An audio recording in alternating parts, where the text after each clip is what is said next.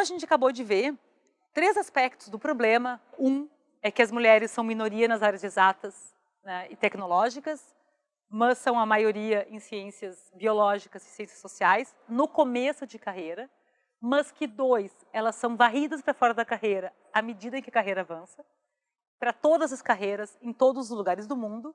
E 3, nós vimos na escala de 2 escalas de tempo. Uma da fotografia, mostrando quase 100 anos e pouquíssimo avanço, e outra onde nós quantificamos os dados em 15 anos, e a gente tem uma bela de uma reta com pequenas flutuações em torno, indicando que a gente tem que agir para mudar o quadro.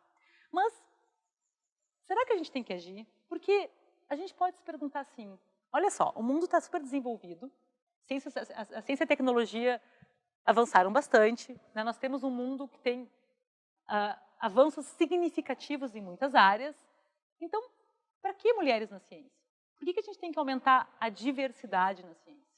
Bem, a razão por que a gente tem que aumentar a diversidade na ciência, ela está diretamente relacionada com o efeito que a gente quer um mundo que seja mais eficiente. Um estudo na McKinsey, que não é nenhuma universidade, mas uma empresa de consultoria interessada única e exclusivamente em ganhar dinheiro, mostra que quando a gente pega as 500 maiores empresas do mundo, que arrogantemente se chamam de as 500, e eu ordeno essas 500 por diversidade, como mostra o gráfico, as empresas que estão no quartil superior de diversidade ganham mais dinheiro em termos de 3 indicadores diferentes de produtividade do que as que estão no quartil inferior de diversidade. Em resumo, a McKinsey mostra que diversidade é igual a dinheiro. Mas que diversidade é essa? É diversidade como sendo balconista, a que varre o chão, a que serve cafezinho? Não. A McKinsey mediu única e exclusivamente cargos de gerência, de gestão, de conselho e presidência. Então, o que ela está dizendo é que mais diversidade em quem dirige as empresas significa mais dinheiro. Isso, vocês devem imaginar, impactou imediatamente não só as empresas, mas a visão dos diversos setores das universidades que pensavam sobre como devem funcionar as empresas. E aí surgem estudos muito interessantes que comparam diferentes ramos de uma mesma empresa, uns que têm menos diversidade com os que têm mais diversidade. E descobrem que aqueles que têm mais diversidade são mais eficientes, mais produtivos, respondem mais com ideias novas. Nossa, mas como é que será que isso acontece? Um dos mecanismos pelos quais isso acontece é mostrado por um artigo que compara grupos que estão trabalhando para resolver um problema muito difícil. Quando o grupo tem mais diversidade, as pessoas individualmente, elas se esforçam mais. Isso aí, tu tenta ser mais inteligente, enquanto o outro é diferente de ti. Além disso, também descobriram que a diversidade tem que ser construída. Mas como assim, Márcia? Construída. Não basta tu na seleção selecionar pessoas para entrar na tua empresa que tenham diversidade. Se o gerente, se o gestor não tentam integrar essas pessoas. E o que essa integração faz? Essa integração faz algo bastante interessante.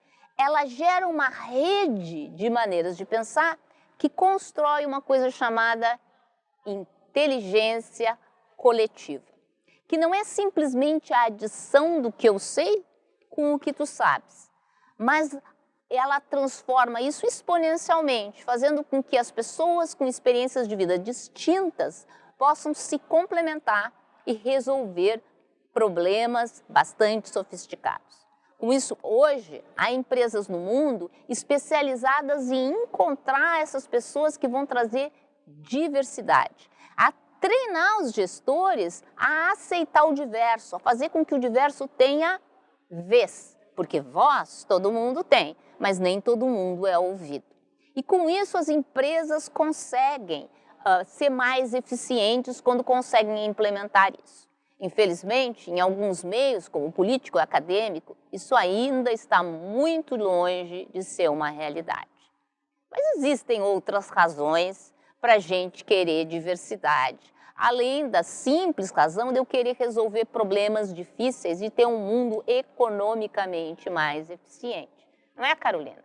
Então, tem um dado que eu considero muito relevante, que é o fato de que educar as mulheres e inseri-las no mercado de trabalho literalmente transforma a sociedade.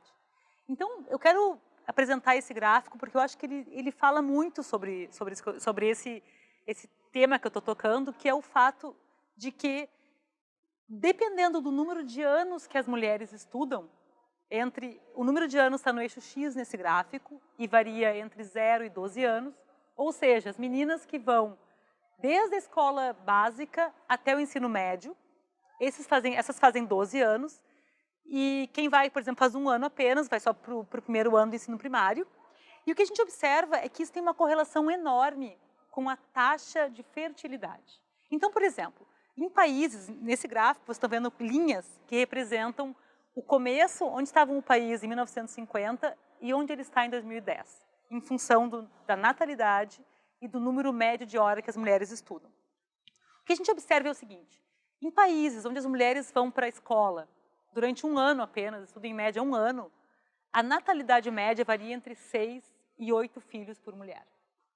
Em países onde elas concluem o ensino médio, a natalidade varia entre 1 e 3 filhos por mulher. Então a gente tem essa enorme correlação que indica que quanto mais as mulheres estudam, menos filhos elas têm. Eu não acho que a gente possa dizer que o número de natalidade boa seria 2 filhos por mulher, ou 3, ou enfim.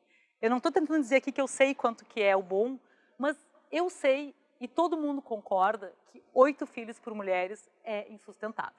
É, inclusive, insustentável do ponto de vista ecológico. Então, assim, levar as mulheres para o mundo, fazer com que elas estudem, faz com que elas entrem no mercado de trabalho, desenvolvam a economia e, com isso, elas vão ter menos filhos. Então, transformar mulheres é essencial para transformar essa sociedade. Salientando aqui que, se eu olho esse gráfico em função do número de anos que os homens estudam, essa correlação aqui não é muito clara. Bom, mas tem outros pontos, né? Quer dizer, se eu quisesse, por exemplo, me perguntar por que é preciso ter mais ciência? Né? Por que eu preciso inserir mulheres no mercado de trabalho e, portanto, ter mais ciência e tecnologia? Eu gosto de comparar com o resto do mundo, né, para ver se a gente está bem ou não. E quando eu olho o percentual de mulheres, percentual de pessoas, desculpa, né, nessas áreas de ciências tecnológicas, o que eu observo é que existem 10 vezes mais pessoas nessas áreas em países como a Coreia do Sul e 5 vezes mais na União Europeia. Aí a gente se pergunta, tá, mas e daí? E daí que o Brasil não produz nenhum chip que caiba em celular. Então, o que a gente está fazendo atualmente é que nós vendemos commodities e compramos tecnologia pronta. Então, o que a gente faz é vender produtos baratos e comprar tecnologia cara.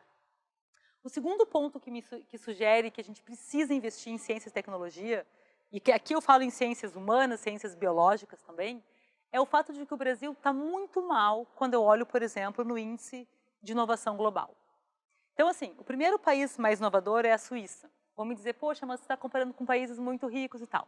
Ok, vamos comparar com os BRICS, né? Já que a gente está nos BRICS, vamos comparar com o que é mais parecido com a gente.